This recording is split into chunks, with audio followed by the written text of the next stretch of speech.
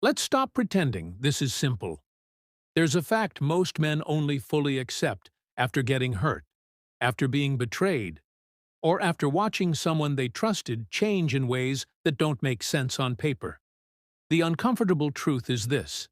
In many relationships, what keeps someone is not your resume of deeds. It's the way you make them feel. Not once in a while. Not only when you surprise them. Consistently. Deeply. Emotionally.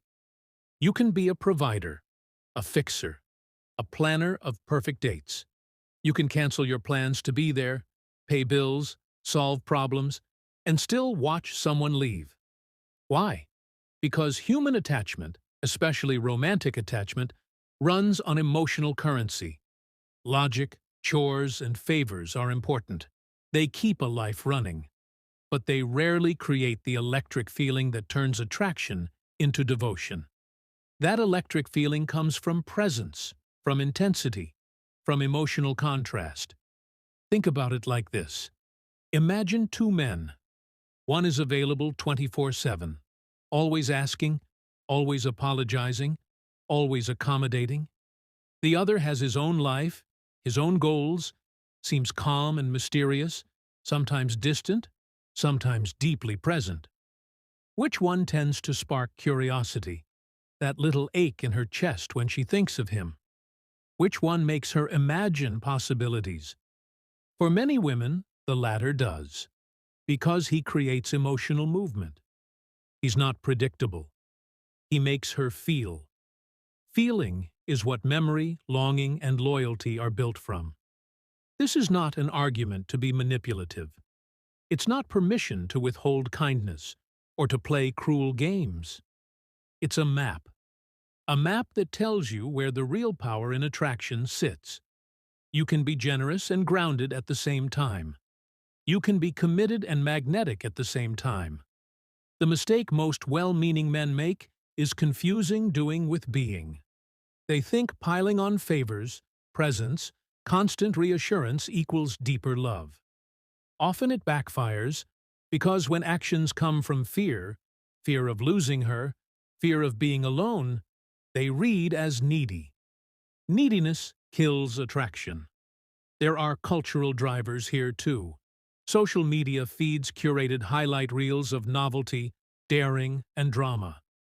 People are constantly shown idealized moments, not the work behind them.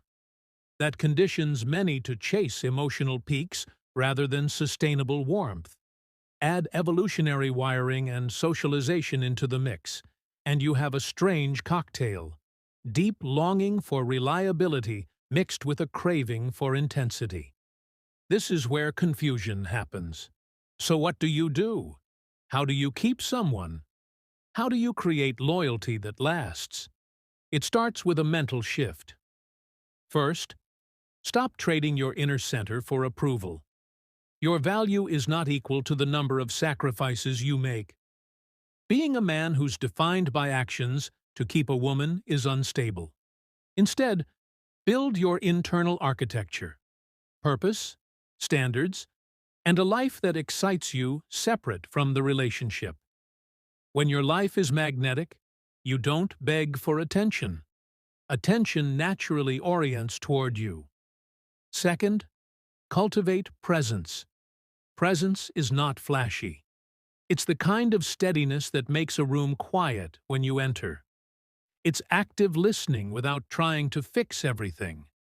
It's making a woman feel seen without over-explaining yourself. Presence equals emotional availability with boundaries. It signals, I'm here, but I don't collapse for drama. Third, master polarity. Emotional polarity is the charged dance between a grounded masculine presence and a receptive feminine energy. You don't manufacture it by lying, neglecting, or being cruel. You create polarity by being clear, having standards, and by expressing strength calmly. Polarity makes interaction interesting. It creates contrasts, calm versus spark, steady versus wild. Those contrasts produce chemistry, and chemistry fuels loyalty. Fourth, stop performing from fear. Gifts, constant messages, extra favors. If they come from an anxious place, they're not attractive. Generosity from abundance is magnetic. Generosity from emptiness is repelling. Fifth, hold healthy boundaries and walk when necessary. Boundaries aren't ultimatums. They are statements of self-respect. If a partner repeatedly disrespects your values, dismisses your needs, or makes the relationship emotionally one-sided, the strongest message you can send is that you won't participate in that arrangement. Walking away isn't always about punishment. It's often about preservation. And preservation is attractive because it proves you have standards. Sixth, learn to create emotional architecture. Rituals matter, not the flashy, staged kind, but the small, consistent rituals that build a sense of being cared for. A certain look, a private joke, an unannounced afternoon text that shows you noticed. Emotional architecture is the scaffolding behind the highs. It keeps her tethered during inevitable lows. Seventh, be unpredictable in the right ways. Unpredictability here doesn't mean being cruel or vanishing without cause. It means not being boringly available. It means keeping mystery. Hold a life, chase goals, cultivate hobbies, be a man who has stories. People are drawn to people who grow. Eighth, cultivate emotional sovereignty. This is huge. Do not base your whole self-worth on whether she stays. A sovereign man knows his identity independent of anyone else's affection. That doesn't mean he's cold. It means he's whole. And the paradox is this: wholeness is deeply attractive. People want to merge with someone who already feels complete, not someone who hopes marriage will fill the gaps. Now let's be blunt for a moment about the darker reality. There will be times you do everything right and still get hurt. Life is not transactional. Some people will leave despite your best efforts. That's part of the risk of intimacy. The key is to reduce the number of times you're vulnerable out of desperation and increase the times you are vulnerable from strength. Vulnerability from strength, a man who can be emotionally open without losing himself. That's magnetic. Finally, remember respect.